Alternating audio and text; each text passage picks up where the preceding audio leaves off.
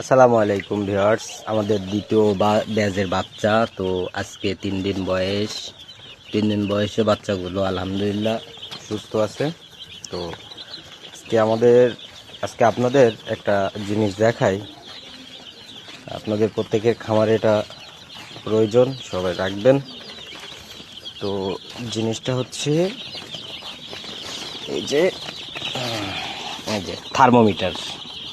এটা আপনাদের ডিলারের সাথে যোগাযোগ করে নিতে পারেন, বা যেখান থেকে ফার্মেস ঔষধ ক্রয় করেন সেইখান থেকে আপনারা এটা ক্রয় করতে পারেন।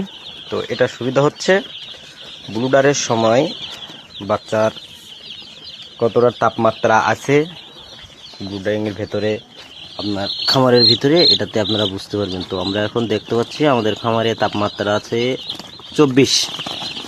তো ওটা হয়তো 70 থেকে 100 টাকা দাম নেবে। তো আপনারা সবাই এই জিনিসটা আপনাদের খামারে রাখবেন।